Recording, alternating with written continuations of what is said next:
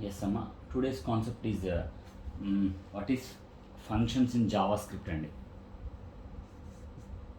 So మీరు functions in JavaScript మీరు సిలో నేర్చుకున్నారు, సో జావాలో నేర్చుకున్నారు, ఇప్పుడు మళ్ళీ వెబ్ టెక్నాలజీ నేర్చుకుంటున్నారండి. సో ఫంక్షన్ అంటే ఏంటి అంటే function is a construction of group of statements అని అంటారు. అంటే మనకి గ్రూప్ ఆఫ్ కోడ్ రాస్తారండి. గ్రూప్ ఆఫ్ కోడ్ ఫంక్షన్ అంటే ఏంటంటే గ్రూప్ ఆఫ్ కోడ్. ఎందుకు రాస్తారు అంటే ఈ group of code, for example BSc అని ఒక ఫంక్షన్ ఇలా ఓపెన్ చేసి ఇక్కడ ఈ ఫంక్షన్ సంబంధించిన ఏదైనా కోడ్ రాసామనుకోండి, ఆ యొక్క ప్రోగ్రాంలో ఈ ఈ బిఎస్సి అనే ఫంక్షన్ని మనం ఒకసారైనా ఉపయోగించవచ్చు, రెండుసార్లైనా ఉపయోగించి ఎన్నిసార్లైనా ఉపయోగించుకోవచ్చు. అంటే రీయూజబిలిటీ ఎక్కువ అవుతుంది, రీయూజబిలిటీ మనం ఎక్కువ చేయొచ్చు. అలాగే మీరు గమనించండి, నార్మల్గా మనకి సిలో కూడా చూడండి, యాక్చువల్గా ఇది మెయిన్ ఫంక్షన్ అండి. దాని తర్వాత ఇలా ఇఫ్ అనే ఫంక్షన్ రాస్తున్నాం, దాని తర్వాత మధ్యలో ఎక్కడ వైల్ అనేది రాస్తున్నాం. అంటే చూడండి, యాక్చువల్గా ఇదొక మెయిన్ ఫంక్షన్, దాని తర్వాత ఇదొక ఫంక్షన్, దాని తర్వాత ఇదొక ఫంక్షన్. అంటే ఇప్పుడు ఒక ప్రోగ్రాంలో ఒక పెద్ద ప్రోగ్రామ్ ఉందనుకోండి, ఆ పెద్ద ప్రోగ్రామ్ని పార్ట్స్గా డివిజన్ చేస్తారు. సో అంటే చూడండి, యాక్చువల్గా ఇదొక పార్ట్. సో ప్రతి పార్ట్ కూడా ఒక ఫంక్షన్ కిందే డివిజన్ చేస్తారు, సరే, ఇప్పుడు మనం అసలు ఫంక్షన్ని ఎలా డిక్లేర్ చేయాలి ఏంటి అనేది మీకు చెప్తున్నాను. సో డెఫినేషన్ ఆఫ్ ఫంక్షన్ ఏంటి అంటే, మనం నార్మల్గా సిలో కానీ జావాలో కానీ ఏదైనా ఫంక్షన్ ఉపయోగించాలంటే డైరెక్ట్గా ఇలా రాసేస్తామండి. అలా కాదండి, ఇక్కడ మనం ఏం ఉపయోగించాలి అంటే, ఏదైనా ఒక ఫంక్షన్ని మనం డిఫైన్ చేయాలి అంటే ఫస్ట్ మనం జావాస్క్రిప్ట్లో ఫంక్షన్ అనే కీవర్డ్ మాత్రం ఖచ్చితంగా ఉపయోగించాలండి. అంటే ఫర్ ఎగ్జాంపుల్ మన సిలో కానీ జావాలో కానీ ఇలా డైరెక్ట్గా ఇలా ఉపయోగించేసిన ఫంక్షన్ ముందు ఇక్కడ ఫంక్షన్ పెడితే సరిపోతుందండి. ఇలా ఒక ఫంక్షన్ అనే కీవర్డ్ పెడితే చాలు. అంటే ఇక్కడ నేమ్ అనేది మన ఇష్టం, but that name should be followed by function అనే కీవర్డ్. అలాగే ఒక ఫంక్షన్ని మనం ఏదైనా డిక్లేర్ చేస్తే, ఒక ఫంక్షన్ని డిఫైన్ చేస్తే గుర్తుపెట్టుకోండి, ప్రతి ఫంక్షన్ ఇందాక మీకు చెప్పినప్పుడు కూడా, సో ఇలా రాసి ఇలా చేసాము అంటే we're going to define a function, that function name is called BSC. Same ఇక్కడ కూడా అంతే. ఇప్పుడు నువ్వు ఏదైనా ఒక ఫంక్షన్ని డిఫైన్ చేయాలి అనుకుంటే ఖచ్చితంగా ఒక ఓపెన్ బ్రాస్ ఉండాలి, ఒక క్లోజ్ బ్రాస్ ఉండాలి. సో దీని మధ్యలో ఉండేది మనకి బ్లాక్ ఆఫ్ స్టేట్మెంట్స్ అని అంటారు. సో వాటిల్నే ఫంక్షన్ మెంబర్స్ అని అంటారు. So let's see an example here. So మనకి ఒకప్పుడు జావాస్క్రిప్ట్లో ఫంక్షన్ ఎలా డిక్లేర్ చేయాలి అనేది చెప్తాను చూడండి. సింటాక్స్ చెప్పాలి కాబట్టి, సో ఫంక్షను, అలాగే ఫంక్షన్ నేమ్. సో మీకు గుర్తుపెట్టుకోండి, మీకు సిలో కానీ జావాలో కానీ చాలాసార్లు చెప్పాను, ఆర్గ్యుమెంట్స్ ఫంక్షన్ మధ్యలో ఏదైనా ఇలా ఇస్తే, ఫర్ ఎగ్జాంపుల్ ఇంట్ ఏ కామా లేకపోతే ఇంట్ బి అని ఇస్తే వీటిని ఏమంటారండి, ఆర్గ్యుమెంట్స్ ఆర్ పారామీటర్స్ అని అంటారు. సేమ్ ఇక్కడ కూడా అంతేనండి.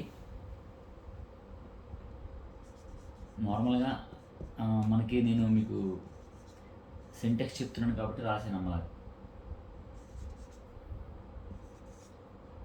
So code to be executed statements అని అంటారు. కోడ్ టు బి ఎగ్జిక్యూటెడ్ అంటే దీని మధ్యలో ఏదైతే ఇప్పుడు ఫంక్షన్ రాసాం, ఫంక్షన్ ఇలా డిఫైన్ చేసాం, దీని మధ్యలో ఈ ఫంక్షన్ సంబంధించిన ఏ భాగం అయితే ఎగ్జిక్యూట్ అవ్వాలో అది మాత్రం మధ్యలో రాస్తామండి. Function name, so arguments. So let's have an example here. చూడండి, ఇప్పుడు ఫర్ ఎగ్జాంపుల్ ఫంక్షన్ నేను సే హలో అని రాశాను, ఫంక్షన్ పేరే సే హలో. సో ఇప్పుడు దీని లోపల ఈ ఫంక్షన్ ఏం చెప్తుందో రాస్తున్నాను. సో ఏం చెప్తుందని రాస్తున్నాను అంటే alert హలో బిఎస్సి అని చెప్తుంది అనుకోండి. సో నేను యాక్చువల్గా ఇక్కడ ఆర్గ్యుమెంట్స్ ఏం పెట్టలేదు. సో ఫంక్షన్ ఏం చెప్తుంది అంటే ఇప్పుడు ఈ ఫంక్షన్ నువ్వు ఎన్నిసార్లు ఉపయోగిస్తే హలో బిఎస్సి ఒక 100 సార్లు ఉపయోగిస్తే ప్రోగ్రాంలో 100 సార్లు కూడా నీకు హలో బిఎస్సి అనే మాత్రమే ప్రింట్ అవుతుంది. సో ఇప్పుడు మనకి ఫంక్షన్ కాల్ అని ఉంటుంది. అంటే మీకు ఇందాక చెప్పాను, ఒకసారి నువ్వు ఇక్కడ ఒక ఫంక్షన్ని కనుక నువ్వు రాసుకుంటే ఆ ఫంక్షన్ని నువ్వు ప్రోగ్రాంలో ఎన్నిసార్లైనా పిలవచ్చు అని చెప్తున్నాను. సో యాక్చువల్గా నువ్వు ఇక్కడ ఒక ఫంక్షన్ని నువ్వు డిఫైన్ చేసావు. ఈ ఫంక్షన్ని నువ్వు ఒక్కసారే ఇక్కడ వాడావు, అలా కాదు 2 సార్లు వాడచ్చు, 3 సార్లు వాడచ్చు. నీ అవసరం తగ్గట్టు ఫంక్షన్ని పిలవచ్చు. దాన్ని ఫంక్షన్ కాల్ అని అంటారు. ఒకసారి నువ్వు డిఫైన్ చేస్తే ఫంక్షన్ని, దాన్ని నువ్వు ఎన్నిసార్లు అయినా కాల్ చేయొచ్చు. సో దాన్ని కాలింగ్ ఫంక్షన్ అని అంటారు. Calling function. సో చూడండి, సో ఏంటి అంటే మనకు నార్మల్గా ఒక HTML కోడ్ రాస్తాను చూడండి. HTML. సో హెడ్ మనం జావా స్క్రిప్ట్ రాస్తున్నాం కాబట్టి స్క్రిప్టింగ్ లాంగ్వేజ్. సో ఇక్కడ టైప్ అయినా రాయొచ్చు, లాంగ్వేజ్ అయినా రాయొచ్చు. మనం ఈ స్క్రిప్టింగ్ లాంగ్వేజ్ చాలా స్క్రిప్టింగ్ లాంగ్వేజెస్ ఉన్నాయి, కానీ ఇక్కడ మనం ఉపయోగించే లాంగ్వేజ్ ఏంటండి జావా స్క్రిప్ట్ కదా. సో అది దేంట్లో రాస్తున్నాము, టెక్స్ట్ రూపంలో రాస్తున్నాం కదా. మనం ఉపయోగించేది స్క్రిప్టింగ్ లాంగ్వేజ్ ఏంటి, జావా స్క్రిప్ట్ కదండి. So Java script. సో ఇప్పుడు నేను ఫంక్షన్ ఉపయోగించాను యూజింగ్ కీవర్డ్ ఫంక్షన్ సే హలో అని ఉపయోగించాను. సో ఇక్కడ ఉపయోగించి ఇక్కడ నేను ఏం రాశానంటే డాక్యుమెంట్.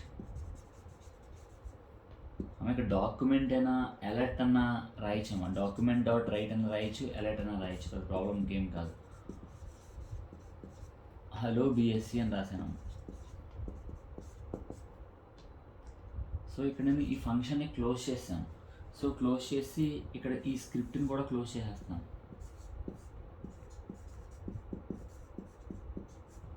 సో ఓకే, అలాగే ఇక్కడ ఈ హెడ్ని కూడా నేను క్లోజ్ చేస్తాను. ఒక ప్రోగ్రామ్ హెడ్ రాయకపోయినా ఒక ప్రాబ్లం ఏం కాదండి. సో ఇప్పుడు నేను బాడీ ఓపెన్ చేస్తున్నాను అన్న. సో నాకు ఇక్కడ స్పేస్ లేదు కాబట్టి ఇక్కడ రాస్తున్నాను, బాడీ ఓపెన్ చేస్తున్నాను. సో బాడీ ఓపెన్ చేసి ఈ బాడీలో ఫామ్ ట్యాగ్ ఓపెన్ చేస్తున్నాను. ఫామ్ ట్యాగ్ అంటే తెలుసు కదా మీకు. చూడండి, మనం మీకు చెప్తాను, వెబ్సైట్స్లో ఏదైనా సబ్మిట్ బటను, రీసెట్ బటను, లేకపోతే ఇలాంటి బటన్స్ ఉంటాయి కదా. Submit, reset, full name, half name, first నేము, లాస్ట్ నేము. చూడండి, ఏ వెబ్సైట్ ఓపెన్ చేసినా first name, last name, submit, reset అన్నీ అడుగుతాయి కదా. సో వాటికి సంబంధించినవి ఎలా క్రియేట్ చేయాలంటే యూజింగ్ ఫామ్ ట్యాగ్. ఇప్పుడు నేను ఫామ్ ట్యాగ్ ఉపయోగిస్తున్నాను. ఫామ్ ట్యాగ్లో ఏంటి అంటే నేను ఏం చెప్తున్నాను అంటే ఒక బటన్ ఉంటుంది, ఇలా ఒక బటన్ ఉంటుంది, ఇలా ఒక బటన్ ఉండాలి. ఈ బటన్ నొక్కితే అంటే ఈ బటన్కి మనం ఇన్పుట్ ఇస్తే, ఈ బటన్కి ఇన్పుట్ ఇస్తే సో దీన్ని మనం క్లిక్ చేస్తే ఇది మనం క్లిక్ చేస్తే ఆటోమేటిక్గా ఈ ఫంక్షన్ యాక్టివేట్ అయిపోవాలి. ఈ బటన్ మనం క్లిక్ చేస్తే ఈ యొక్క ఫంక్షన్ యాక్టివేట్ అవ్వాలి. అది మనం ప్రోగ్రామ్ అండి. సో క్లిక్ చేస్తే అంటే ఏంటి, ఇన్పుట్ ఇస్తున్నామా లేదా. సో ఇన్పుట్ టైప్ ఏంటి, బటన్. ఇన్పుట్ టైప్ ఏంటమ్మా, బటన్. సో దాన్ని మనం ఏం చేయాలి, క్లిక్ చేస్తే క్లిక్ చేస్తే నాకు అర్జెంటుగా సే హలో అనే ఫంక్షన్ యాక్టివేట్ అయిపోవాలి.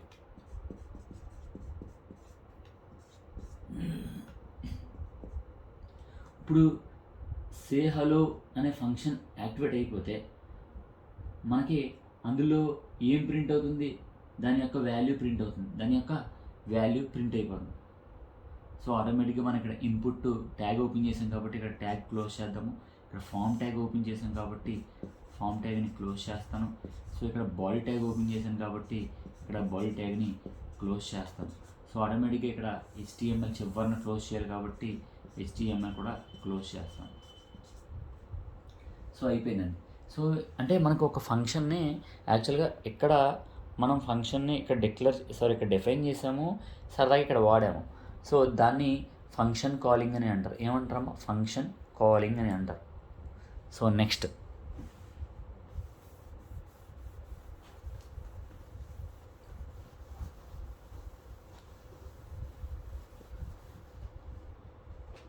ఫంక్షన్ పారామీటర్స్ అండి.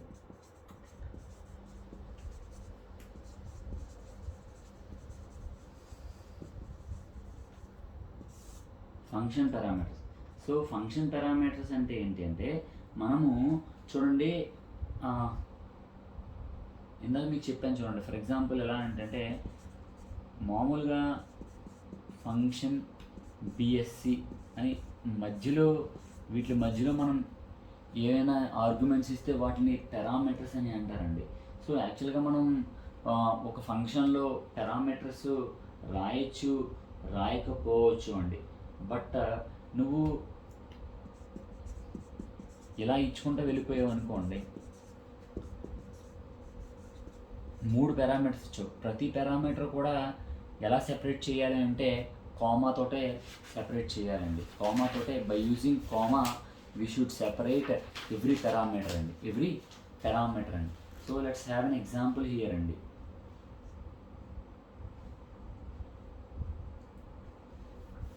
అంటే ఇక్కడ నేను ఏదో ఒక పారామీటర్ ఇస్తాను అంతే. ఫంక్షన్ లోపల ఏదో ఒక పారామీటర్ ఇస్తాను.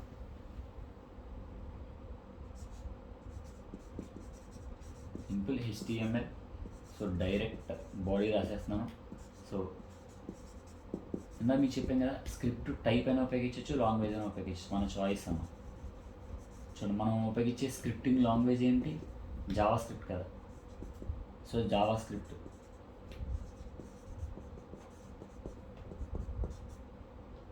చూడండి, ఇప్పుడు ఫంక్షన్ ఉపయోగిస్తాం. ఆ ఫంక్షన్ పేరు ఏంటంటే గెట్ క్యూబ్ అంటే ఏదో ఒక నెంబర్కి మనం క్యూబ్ కనిపెట్టాలనుకుంటున్నాం. సో ఇప్పుడు ఇక్కడ పారామీటర్ ఇది నెంబర్ అనే పారామీటర్. సో ఇక్కడ ఫంక్షన్ని మనం వాడాము. సో ఇప్పుడు ఈ ఫంక్షన్ ఏం చెప్తుంది? డాక్యుమెంట్ డాట్ రైట్ ఏం చెప్తుంది అంటే రిటర్న్స్ ద క్యూబ్ అంటే ఏంటి? Number into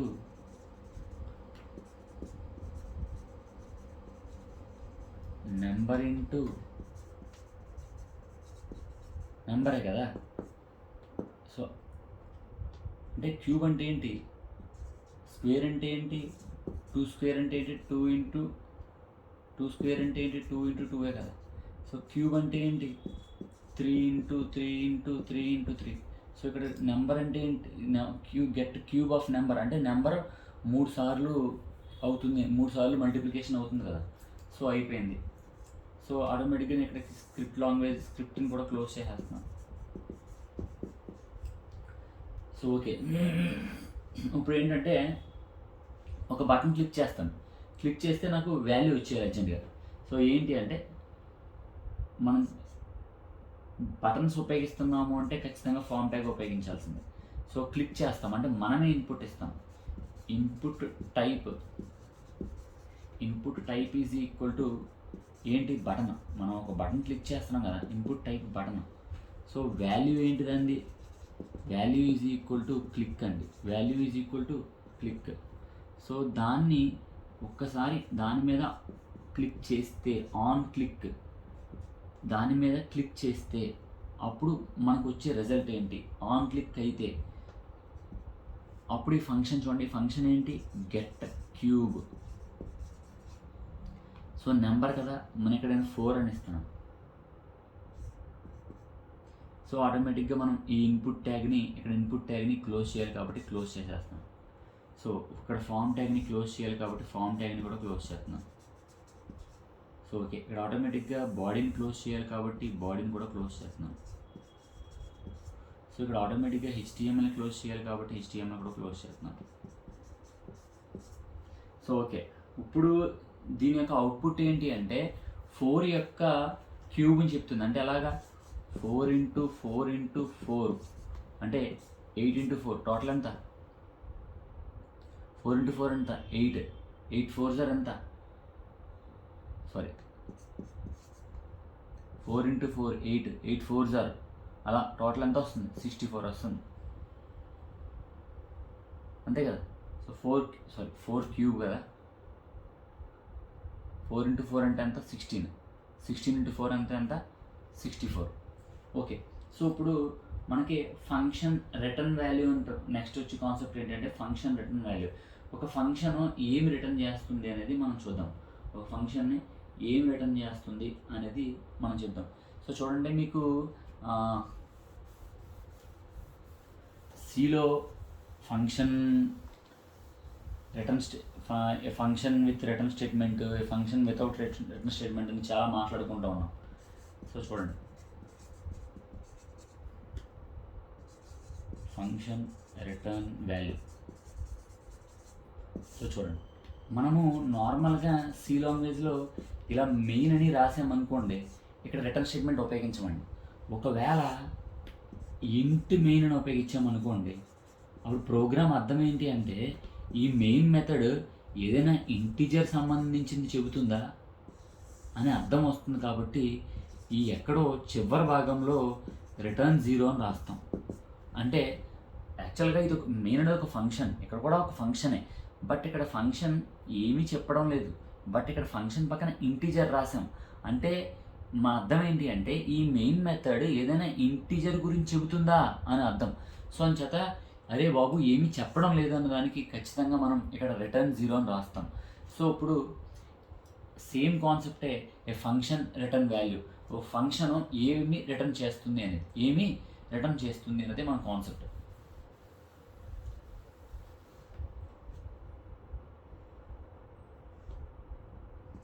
same HTML body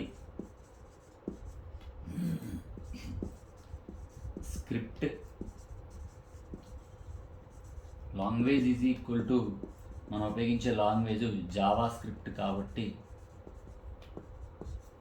so okay, ఇప్పుడు ఫంక్షన్ మనం డిక్లేర్ చేస్తున్నాం. సో ఈసారి ఫంక్షన్ పేరు ఏంటంటే గెట్ ఇన్ఫో అనే ఫంక్షన్. మీ ఇష్టం అండి, లేకపోతే BSc అని రాసుకోండి, లేదా BA రాసుకోండి, బేకం రాసుకోండి. సో ఏం రిటర్న్ చేస్తుంది అంటే రిటర్న్ హలో BSc అని రిటర్న్ చేస్తుంది అంతే. ఈ ఫంక్షన్ ఏం రిటర్న్ చేస్తుంది అంటే హలో BSc అని రిటర్న్ చేస్తుంది. సో ఇప్పుడు నేను రాస్తున్నాను, మనకి printf స్టేట్మెంట్ లాగా ఇక్కడ document.write అని రాసి ఈసారి ఈ ఫంక్షన్ ఉపయోగిస్తాను గెట్ ఇన్ఫో. సో ఆటోమేటిక్గా ఇక్కడ ఈ స్క్రిప్ట్ అవసరం లేదు, ఇక్కడ స్క్రిప్ట్ని క్లోజ్ చేసేస్తున్నాం. సో ఆటోమేటిక్గా ఇక్కడ బాడీని క్లోజ్ చేసేస్తున్నాం, ఆటోమేటిక్గా HTMLని క్లోజ్ చేసేస్తున్నాం. సో ఇప్పుడు దీని అర్థం ఏంటి అంటే ఆటోమేటిక్ మనకి ఈ ఫంక్షన్ ఏం రిటర్న్ చేస్తుంది, అవుట్పుట్ హలో BSc అవుట్పుట్ వచ్చేసి హలో BSc అనే ఫంక్షన్ అనే యొక్క అవుట్పుట్ మనకి రిటర్న్ చేస్తుంది. ఓకేనమ్మా. సో 1-2 సార్లు వినండి అమ్మా, అర్థం కాకపోతే అడగండి. సో అలాగే నేను కొంచెం స్పీడ్గా కొడతాను, రోజుకి 3 వీడియోలు లెక్కన కొంచెం స్పీడ్గా కొడతాను. మీరు కొంచెం ఫాలో అవ్వండి. ఎక్కడన్నా అర్థం కాకపోతే అడిగేసేయండి. అలాగే చూడండి, మీరు మండే కొంచెం నాకు మార్నింగ్ నుంచి మీరు రాగలిగితే ఒకసారి మొత్తం మీకు ప్రతి యూనిట్ ఒకసారి మళ్ళీ ఎక్స్ప్లెయిన్ చేస్తాను. మండేకి నాకు 4th యూనిట్కి వెళ్ళిపోతాను నేను. సో అంటే మీరు ఒకసారి వస్తే చాలా స్పీడ్గా చెప్పొచ్చు ఈ సబ్జెక్టులన్నీ కూడా. ఇలా ఆన్లైన్లో చెప్పి బాధపడేదానికంటే ఒకసారి మీరు వస్తే స్పీడ్గా చెప్పొచ్చు. సో మీరు రండి, ఒకసారి మాట్లాడదాము. సో ఒకసారి చెప్పాలి, క్లాసులు చెప్పాలి, ఎలా రాయాలి ఏంటని చెప్పాలి. కాబట్టి మీరు రావాలి ఒకసారి.